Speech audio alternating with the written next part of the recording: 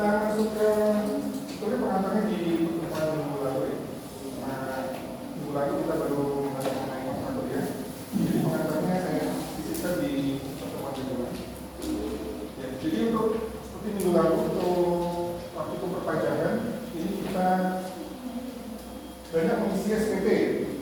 Jadi untuk perhitungannya dari kita bahas di pertemuan semester lalu di perpajakan. Sekarang tinggal melaporkannya dan membayarnya menggunakan EDI. Jadi untuk SPT ini ada untuk OP, nanti kita mengisi untuk OP. Kemudian SPT untuk badan, SPT untuk PPN ya. Jadi kalau OP itu PPN ada PPN 21, kemudian ada potongannya ya, potongan PPN 21, kemudian ada SPT 17. Potongan PP 21 formulir namanya 1721 A1 dan A2. Yang A1 untuk swasta, pegawai tetap swasta, dan A2 ini untuk ASN, pegawai negeri, TNI dan Polri. Kemudian kita nanti masuk ke laporan. Jadi untuk laporan SPT-nya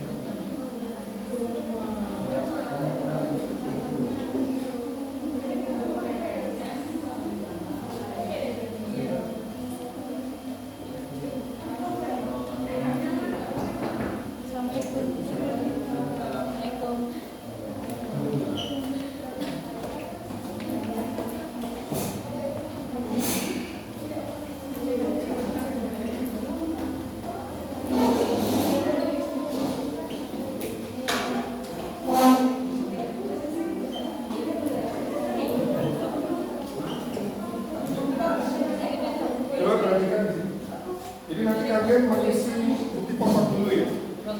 Untuk OP karyawan, kalian mengisi bukti pokok PPh 21. Ini bisa nihil ya, bisa nihil, bisa ada pajak utangnya. Kalau nihil berarti ketika penghasilan hitungnya kemungkinan sama besar atau di bawah TKP ini. TKP apa? Penghasilan sih jadi seandainya nanti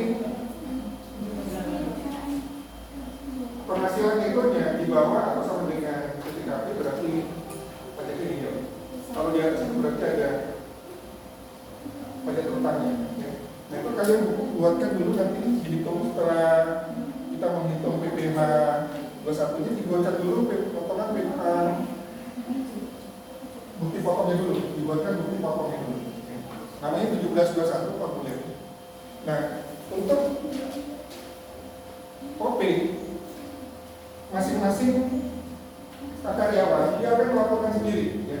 Jadi bukti potong ini nanti diserahkan ke masing-masing karyawan. Ya, bukti potong, jadi misalnya di sini ada berapa karyawan? Ada 20. Nah, nanti kalian sebagai staf pajaknya membuatkan bukti potong ya. Bukti potong dipotong oleh perusahaan. Ya. Dibuatkan bukti potongnya, kemudian diserahkan ke masing-masing karyawan. Nah, masing-masing karyawan akan melaporkan SPT-nya berdasarkan bukti potong ini. Jadi yang ada S dan SS ini karyawan ya. Dia mengisi SPT-nya berdasarkan bukti potong 1721. Sampai sini bisa dipahami. Bukti potong ini berdasarkan hitungan. Sudah kita hitung di semester lalu pajakan, misalnya si A, PKP-nya misal X, Kemudian ada tarif pajak di sini. Dikalikan tarif pajak, dikali PKP, ketemu pajak tuntutannya misal.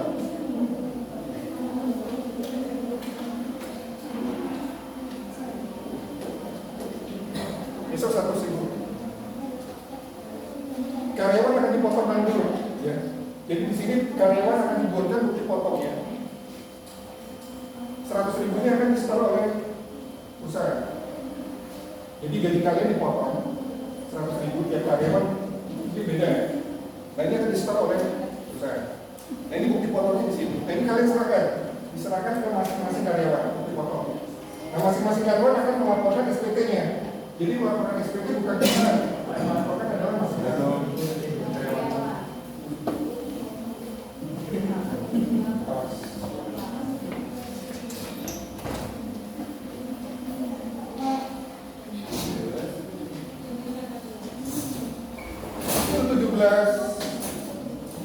Untuk S dan SS. Kalau S berarti penghasilannya di atas, penghasilan guru di atas 60 juta. Yang SS maksimal 60 juta atau di bawah 60 juta. Ini ya. Sedangkan untuk 1770 ini OP penghasilannya dia memiliki usaha bebas. Memiliki usaha atau pekerjaan bebas. Jadi dia tidak bukti potong di sini. 1770 tidak ada bukti potongnya. Lalu dia bekerja, penghasilannya pendapatannya berasal dari usaha atau pekerjaan bebas. Nah kalau karyawan dia mempunyai usaha, formulirnya kita menggunakan apa? Karyawan, tapi dia memiliki usaha. Formulir yang digunakan apa? Pelaporan SPT ini untuk melaporkan penghasilan dan sebagainya. Untuk melaporkan penghasilan bruto, neto, dan pajak utangnya menggunakan apa? Formulir apa? 1770 S atau SS atau 1770. Karyawan akan memiliki usaha. Kita gunakan formulir yang mana? 1770. Perhatikan kalau karyawan yang memiliki usaha berarti formulirnya 1770. Nah, sebenarnya bukti potong juga. Bukti potong sebagai karyawan kan ada, seandainya dia ada penghasilan yang dipotong oleh perusahaan. Berarti kita masukkan di sini bukti potong. Sampai sini bisa dipahami ya? Ada yang ditanyakan? Sebelum saya masuk ke materi ini.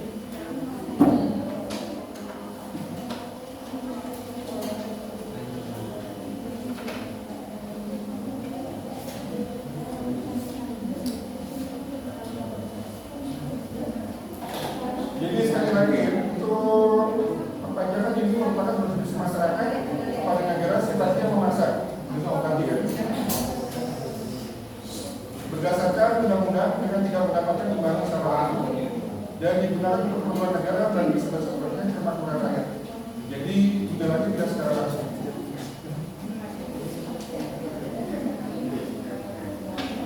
Sedangkan surat pemberitahuan adalah sarana untuk melaporkan pajak yang belakang ke depan baik ke depan dan tidak kontrol.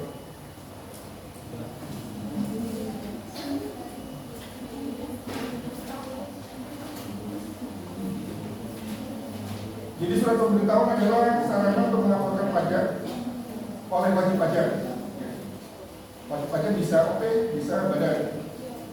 Jadi SPT merupakan surat yang oleh wajib pajak digunakan untuk melaporkan penghitungan dan atau pembayaran pajak. Jadi perhitungan pajaknya dia laporkan dalam SPT, pembayarannya juga, termasuk objek pajak, penghasilan objek pajak maupun yang bukan objek pajak. Jadi kalau jadi dalam SPT kalau kalian menerima penghasilan tapi bukan merupakan objek pajak tetap dilaporkan. Contohnya apa? Sumbangan bukan merupakan objek pajak. Jadi tetap kalian masukkan, cuma tidak dihitung pajaknya. Yang dihitung hanya yang masuk dalam objek pajak.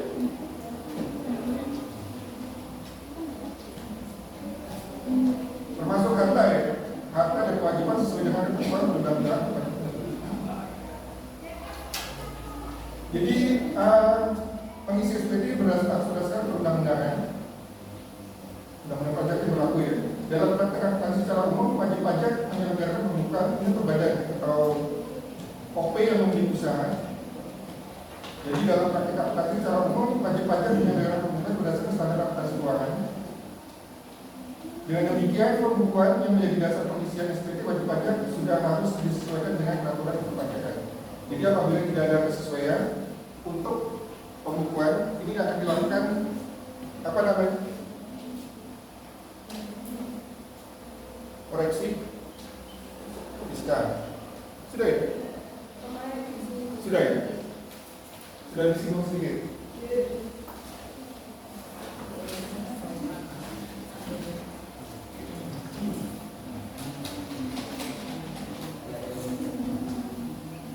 Untuk dasar hukumnya nanti bisa dibaca di saya sudah masuk di alat ini ya. Yang nanti yang belum saya enroll lapor saya mungkin ada yang lewat.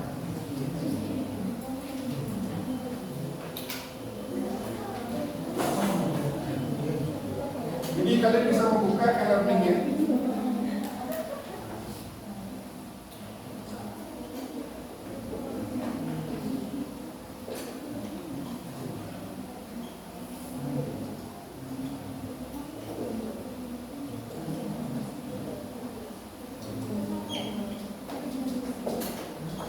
Ini ya kodenya ya. Bisa dibuka sekarang. Karena di situ ada tugas kalian kerjakan. Jadi tugasnya berdasarkan materi yang saya berikan.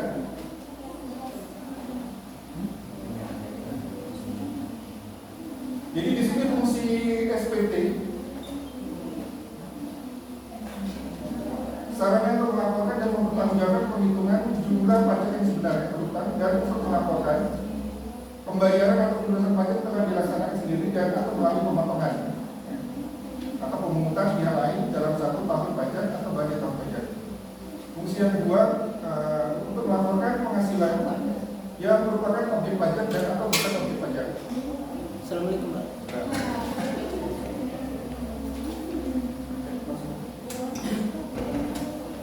Yang ketiga untuk melaporkan harta dan kewajiban. Yang terakhir melaporkan pembayaran dan pemotong atau pengumuman tentang pemotongan atau pemungutan pajak orang pribadi atau badan dalam satu masa pajak sesuai dengan ketentuan peraturan perundang-undangan perpajakan. Jadi ini fungsi SPT. Jadi SPT ada kita bedakan jadi dua ya. Ada SPT masa dan SPT tahunan. Kalau masa berarti bulan.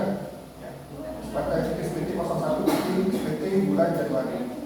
SPT 02 berarti SPT bulan Februari.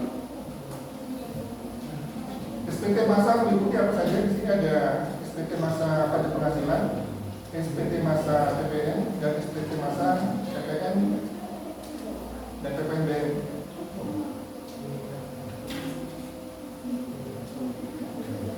Untuk yang tahunan di sini ada SPT tahunan pajak penghasilan. Kita lebih fokus ke SPT tahunan pajaknya.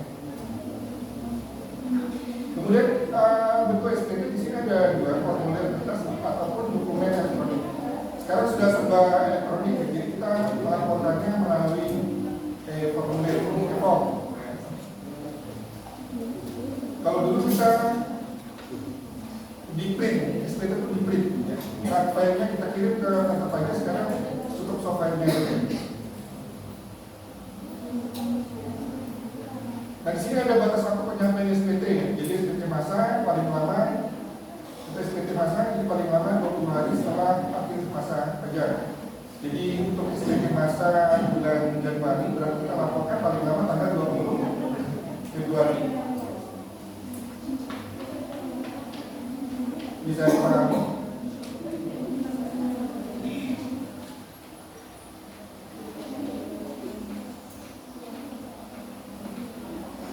Untuk SPT dengan tahunan, PPh badan, PPh OP ya, paling lama kita laporkan 3 bulan setelah akhir tahun pajak.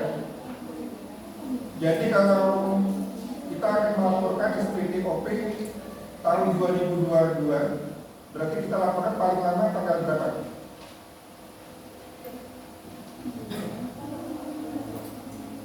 Diperhatikan. SPTOP untuk tahun 2022 terakhir kita lakukan paling lama tanggal berapa? Dilihat di sini. Untuk SPT tahunan wajib pajak OP paling lama 3 bulan setelah akhir tahun pajak. Berarti kita lakukan terakhir tanggal berapa? SPT OP tahunan tahun 2022.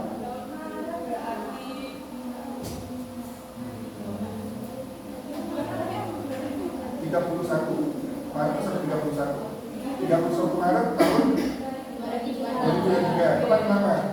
Bukan berarti harus kita laporkannya pada 31 Maret tahun 2022, tapi itu paling lama terakhir dilaporkan. Melewati batas itu berarti kena ada sanksinya. Dendanya 100.000 OP. Kalau badan tahunan terakhir kita laporkan paling lama 4 bulan setelah akhir tahun pajak. Berarti untuk badan SPT badan tahun 2002 kita laporkan terakhir kapan, tanggal berapa? Itu berarti kita kena denda atau badan kita dendanya 1 juta.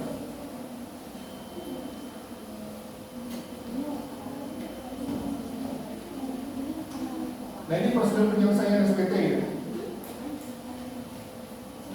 Nanti bisa dibaca sendiri di kanan ini.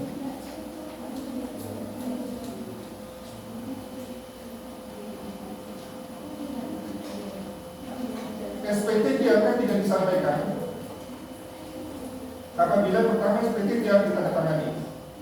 Untuk SPT itu sekarang sudah elektronik, tanda tangannya elektronik, bukan tanda tangan basah lagi. Kemudian SPT jangan tidak disampaikan oleh SPT tidak sepenuhnya dilakukan keterangan dan apa dokumen yang disyaratkan. Jadi misalnya untuk badan tidak dilampirkan laporan keuangan, nah itu berarti tidak lengkap. Dianggap tidak menyampaikan walaupun kalian sudah menyampaikan. Ya. Kalau tidak dianggap menyampaikan berarti lewat batas waktu kena denda juga.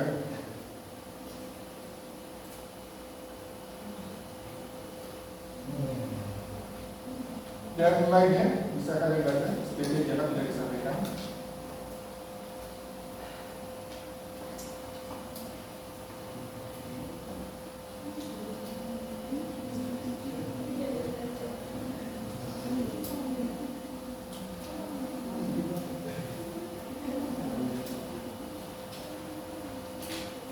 Nah, sekarang kita jawab di sini saja ya, untuk tugasnya. Nomor 1, 2 dikerjakan di rumah. Nomor 3 sampai 7 bisa dijawab di sini, ini akan kuis. Ya. Ini seperti senilai, kalau bisa menjawab senilai. Oke ya, nomor 3.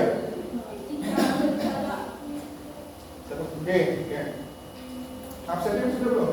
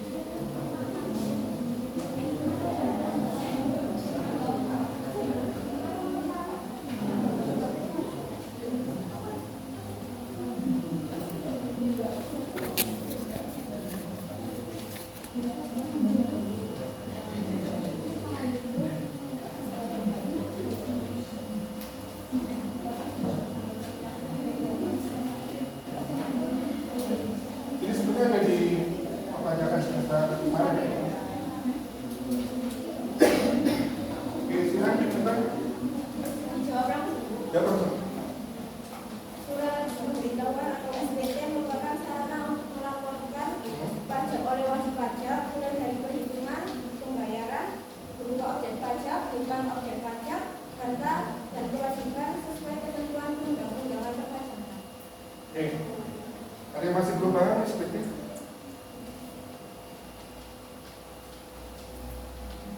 Oke ya. Sekarang nomor 2. Saudara menjawab fungsi SPT. Kita nomor berapa aja nih? Tidak, di nomor terakhir itu nomor berapa?